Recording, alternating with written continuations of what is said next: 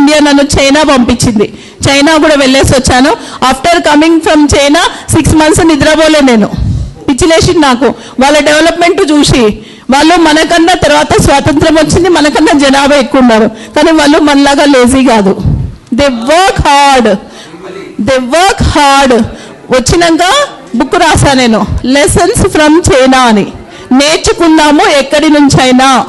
అక్కడ చైనా భాషలోనే మాట్లాడతారు. లెసన్స్ ఫ్రమ్ చైనా, నేర్చుకుందాం ఎక్కడి నుంచి అయినా. వాళ్ళు సక్సెస్కి కారణం ఏంటంటే 2 వ్యవసాయము, ఎడ్యుకేషన్ ఓన్లీ వాళ్ళు చైనీస్ భాషలోనే నేర్చుకుంటారు. వాళ్ళు అన్ని దేశాలు పోతారు, నేర్చుకుంటారు, మళ్ళీ వచ్చి వాళ్ళ దేశం గురించే పనిచేస్తారు. ఫస్ట్ పాయింట్ అది. Second point education system.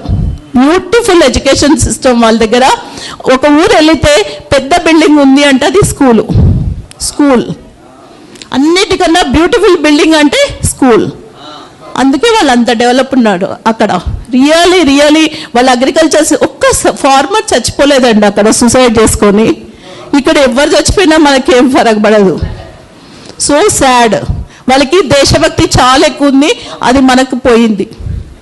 That is the difference what I learned. అది 6 months వెళ్ళి మళ్ళీ నేను ఆ బుక్ను రిలీజ్ చేసి వచ్చిన. చైనా గవర్నమెంట్ ఆ బుక్ను మళ్ళీ ప్రింట్ చేసుకుంది. చూడండి, ఒక ఇండియన్ ఉమెన్ వాళ్ళ దేశం గురించి రాసింది అని.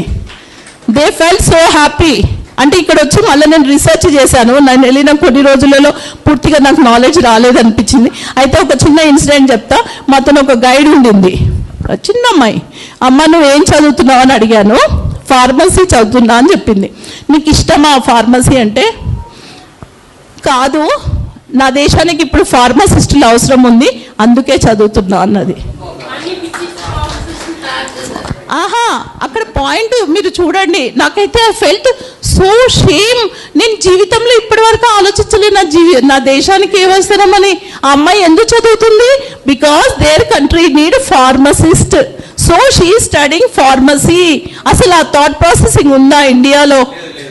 పిల్లలు పుట్టాలి, ఒకరిని డాక్టర్ చేయాలి, ఒకరిని ఇంజనీర్ చేయాలి, అమెరికా పంపించాలి, అయిపోయి మనం వెళ్ళి ఓల్డ్ ఏజ్ హోమ్లలో ఉండాలి, లేదా ఆ సెంట్రల్ జైళ్ళల్లో ఉండాలి. సెంట్రల్ జైలు ఏవి తెలుసా మీకు? గేటెడ్ కమ్యూనిటీలు.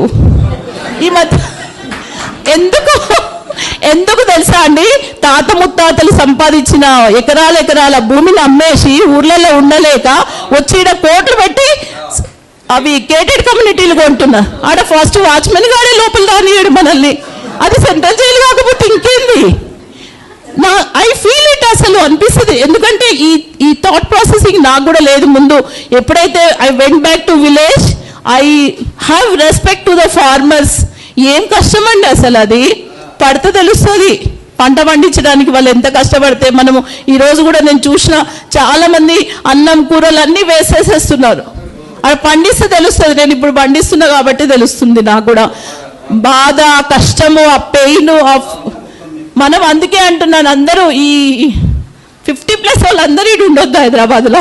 సారీ. Thank you.